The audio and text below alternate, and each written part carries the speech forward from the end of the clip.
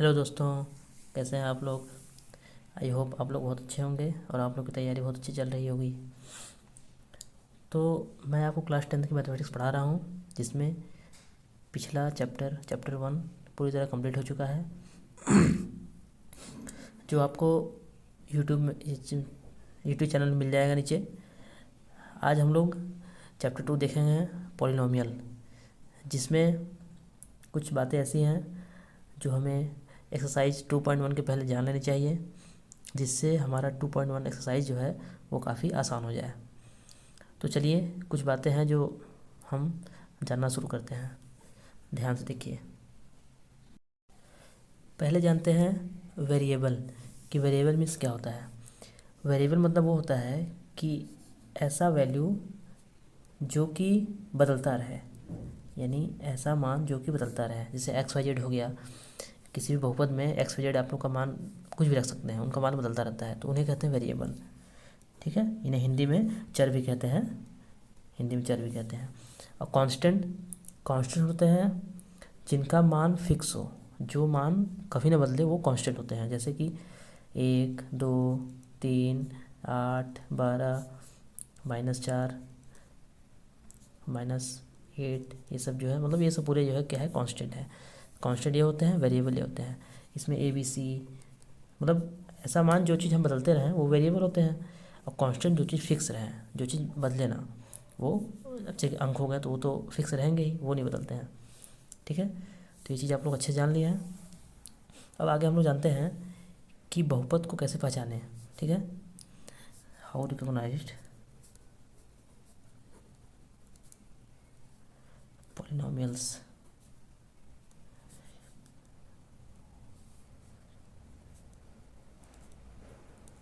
Polynomials, हाँ, तो बहुपद को कैसे पहचाने। तो बहुपद को पहचानने के लिए मैं बता दे रहा हूँ आपको कि इसमें क्या है कि चर की जो घात है वो होल नंबर में होना चाहिए, यानी कि पूर्ण संख्या में, 0, 1, 2, 3, 4, 5। ठीक है, उसके अलावा अगर कुछ भी चर का घात होता है तो वो बहुपद नहीं होगा। इस बात का ज़रूर आप लोग ध्यान रखिएगा। जैसे कि देखिए x² + 6, इसमें देखिए चर है, ये x चर है, अभी ऊपर लिखा है यहाँ पे x वाले चर है, तो इनके पावर जो है वो होल नंबर होगा, यानी कि पूर्ण संख्या। ठीक, 9x + 2 हो गया, ये सब जो है बहुपद देखिए हैं, यानी पॉलिनोमियल ये सब हैं, ये सब पॉलिनोमियल हैं।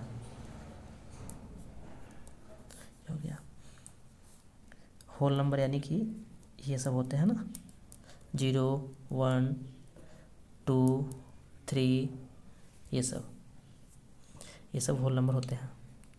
चलते हैं जैसे पावर में ये चीज़ होना चाहिए, यानी कि चर चर के पावर में ये चीज़ होना चाहिए, वेरिएबल के पावर में ये चीज़ होना चाहिए, लेकिन कांस्टेंट के पावर में ये चीज़ नहीं होना चाहिए।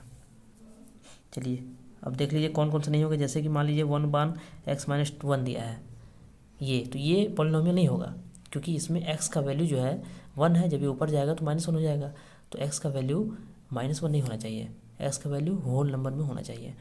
और जैसे कि मान लीजिए ऐसे हो गया y + 5, तो इसमें y अंडर रूट में है, तो y के पावर जब करेंगे तो हो जाएगा 1/2 + 5, तो 1/2 हो जाएगा, तो ये भी होल नंबर नहीं है, पावर होल नंबर में होना चाहिए, तो यानी कि ये भी बहुपद नहीं है, ये भी बहुपद नहीं है।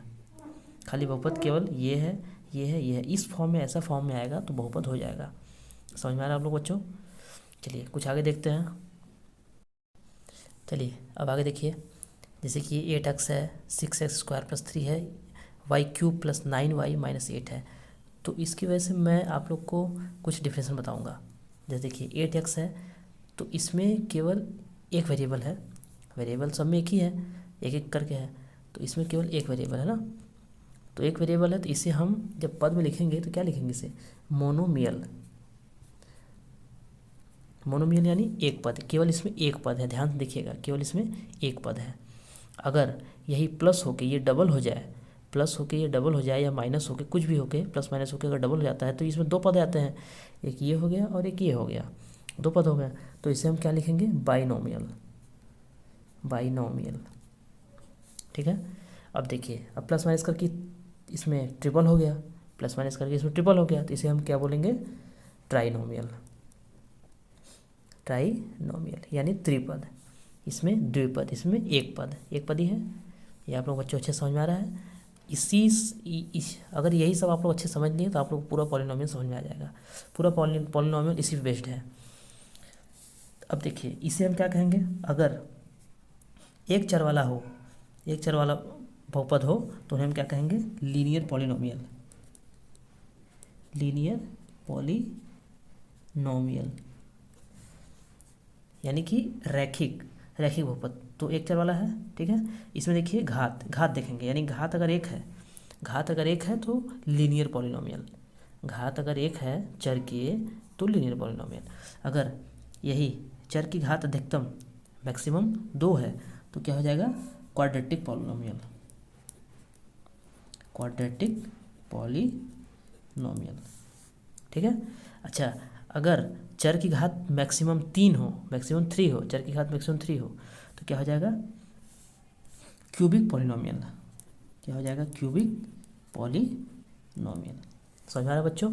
बस यही इसका मेन है। अब आगे हम लोग देखते हैं, ठीक है। देखिए general form of quadratic equation,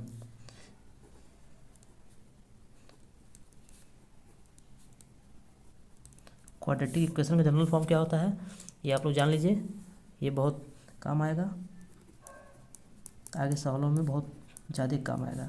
ax² + bx + c, जहाँ यहाँ लिखेंगे where a not equal to 0, a 0 के बराबर नहीं होना चाहिए, एंड a b c ये सब रियल नंबर होना चाहिए, रियल नंबर्स। चलिए इसको मैं समझाता हूँ कि ये मतलब क्या हुआ। यानी a अगर ये 0 हो गया तो ये पूरा 0 हो जाएगा, तो क्वाड्रेटिक फिर रहा कहाँ, तो केवल लीनियर पॉलिनोमियल हो जाएगा, केवल एक ही हो जाएगा। इसलिए जो है इसको 0 नहीं करना है। आप इन दोनों को 0 कर सकते हैं लेकिन इसको 0 नहीं कर सकते हैं, इसलिए ए यहाँ पर 0 नहीं है। अगर a 0 हो जाएगा तो ये क्वाड्रेटिक इक्वेशन बना ही नहीं, ठीक है। अच्छा, इसमें a b c ये तीनों हैं तो ये तीनों रियल नंबर होने चाहिए। बस ये मेन पूरे पॉलिनोमियल का बेस है। अगर ये आप समझ गए अच्छे से तो पूरा पॉलिनोमियल इसी पे टिका हुआ है। कुछ और भी इस पर थोड़ा बहुत है, जैसे कि अगर x की पावर 0 है तो उसका वैल्यू 1 होता है, और अगर 0 है 6x 0 है तो 6 हो जाएगा, क्योंकि x की पावर कोई भी वेरिएबल है उसके पावर अगर 0 होता है तो उसका वैल्यू 1 होता है हमेशा से, तो इसका भी वैल्यू 1 हो जाएगा तो 6 हो जाएगा, ठीक। तो इन्हें हम क्या कहेंगे, अगर इन्हें हम बहुपद के फॉर्म में लिखे जाए तो इन्हें हम क्या कहेंगे, constant polynomial, constant polynomial.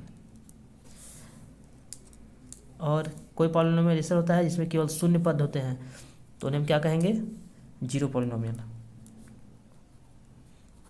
Zero polynomial. समझ आ गया बच्चों? अब इसको आप लोग अच्छे से ध्यान से देख लीजिएगा, समझ लीजिएगा। जहाँ भी कहीं डाउट होगा तो कमेंट बॉक्स में जरूर बताइएगा, ताकि मैं उसे समझाने का प्रयास करूँगा, ठीक है। चलिए अब आते हैं सवालों पे। ये पूरा बेसिक था, इतना आप लोग समझ गए तो बहुत अच्छी बात है। अब आते हैं सवालों पे। देखिए सवाल देखिए, exercise 2.1, the graph of y = p(x) are given in figure, ये जो फिगर पूरा नीचे दिया है, बिलो नीचे दिया है, फॉर सम पॉलिनोमियल्स p(x), कुछ पॉलिनोमियल दिया है p(x) का, find the numbers of zeros of p(x), यानी पहले जीरोज मतलब क्या होता है, जीरोज मतलब x का वैल्यू होता है, नंबर ऑफ जीरोज यानी कि x का कितने वैल्यू हो सकता है इन ईच केस, हर एक केस में। तो यानी कि x का वैल्यू पूछा है तो x जो लाइन है उस पर ये जो रेखा है वो कितनी बार टच कर रहा है, कितनी बार टच कर रहा है वही x का वैल्यू हो जाएगा, जितनी बार टच करेगा उतना x का वैल्यू हो जाएगा, ठीक है ना। चलिए आइए देखते हैं। तो पहला देखिए ये है, तो ये है x एक्सिस और ये y एक्सिस है ना। तो चूंकि इसमें बोला है कि हमें फाइंड करना है नंबर ऑफ जीरोस, यानी नंबर ऑफ जीरोस करना है ऑफ p(x), यानी जो x पे है। तो x पे देखिए ये वाला लाइन x पे टच कर रहा है, नहीं कर रहा है, तो इसका वैल्यू कितना हो जाएगा, 0, ठीक है। चलिए इधर आते हैं। अब जो x एक्सिस है उस पर ये वाला लाइन कितनी बार टच कर रहा है, ये देखिए एक बार टच कर रहा है, यहाँ पे टच कर रहा है एक बार, तो इसका वैल्यू कितना हो जाएगा, 1, केवल इतना वैल्यू देना, और कुछ नहीं करना आप लोग को। बस इसमें देखिए जो ये वाला लाइन है वो x को कितनी बार टच कर रहा है, देखिए 1 2 3 3 बार टच कर रहा है, तो यहाँ कितना हो जाएगा 3। चलिए इसको देखिए, यहाँ पे जो लाइन है इस पे x कितनी बार टच कर रहा है, 1 2 टाइम्स टच कर रहा है, तो कितना हो जाएगा 2। समझ में आ रहा है? तो पांचवा देखिए दोस्त, तो ये देखिए एक्स एक्सिस, ये वाई एक्सिस, तो एक्स एक्सिस पे ये वाला जो लाइन है कितने बार टच कर रहा है, देखिए 1 2 3 4 टाइम टच कर रहा है, तो यहाँ क्या हो जाएगा 4। इसमें देखिए कितनी बार 1 2 3 टाइम्स यहाँ टच कर रहा है, तो कितना हो जाएगा 3। ठीक है, तो दोस्तों ये आपका एक्सरसाइज 2.1 पूरी तरह कंप्लीट हो चुका है। इसमें आप लोग को जो भी डाउट होगा वो कमेंट सेक्शन में ज़रूर बताइएगा। ठीक, और अपने दोस्तों के साथ खूब शेयर करिए, फैमिलीज़ के साथ, और ये बताइएगा ये वीडियो कैसी लगी।